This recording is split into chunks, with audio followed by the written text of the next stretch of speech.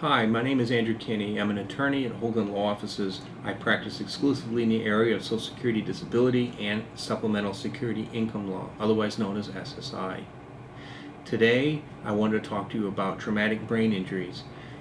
How does Social Security review them? How is someone improved based on having traumatic brain injuries? That's what I want to talk about. There can be different causes of traumatic brain injury. Certainly car accidents are common, but there are other things that can happen, falls, things like that. And there are also variations of brain injury. For instance, post-concussion syndrome is something that, at least as of this video, is more understood than it was 10 years ago. You can be approved based on a traumatic brain injury, or otherwise TBI.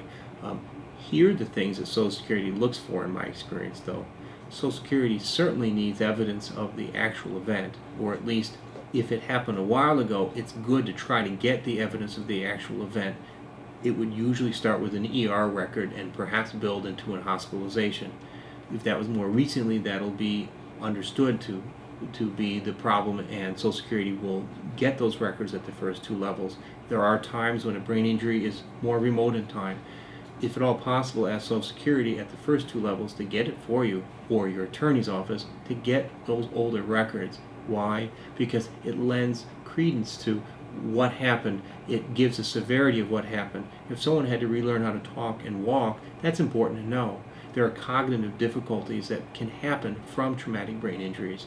In other words, it can affect someone's personality. It can give them headaches. It can affect their ability to process information.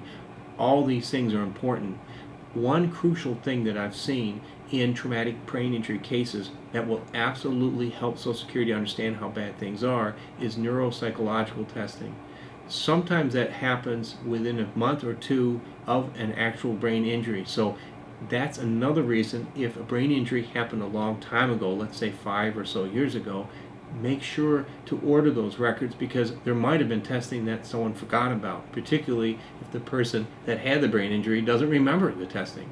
But the testing itself can measure specifically short and long-term memory and any other cognitive deficits. Those deficits are objective and they're very important, especially at a Social Security hearing.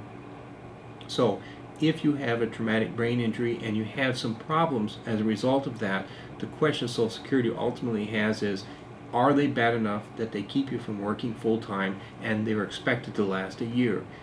In my experience, for traumatic brain injuries, the duration isn't always the question, it's the severity. And in particular, how do we measure the changes in personality, or perhaps technically a change in IQ? That's what a neuropsychological test is for, but also meeting with occupational therapy and physical therapy, and also doing the things you can do to recover from your traumatic brain injury is ideal. But if the recovery isn't working out and you can't return to full-time work, keep in mind that you should probably apply for Social Security disability benefits. You could also be considered for supplemental security income benefits based on need, but you need to consider that. Or if you have a loved one with a traumatic brain injury, they may not know how to help themselves, help them out and make sure to get help for them. We help people with traumatic brain injuries and other kinds of injuries. Feel free to go to hoglundlaw.com to learn more about us, see other videos about the different medical impairments, and also other parts of Social Security, including date last insured and other elements that come into play with these cases.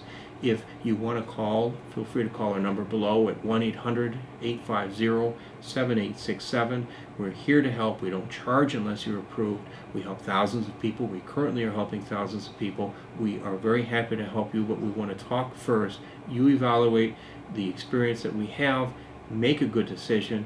Don't do anything but before you sign the bottom line until you know what kind of outfit you have. You want to hire an attorney that's licensed, ideally in the state that you are in. And the reason, in my opinion, is that you want to ask about what the hearing level is like in your particular region. The only way you're going to be able to ask that is to have people that work in that region. So keep these things in mind. If we can help you, let us know. Hopefully this video helped, and good luck recovering.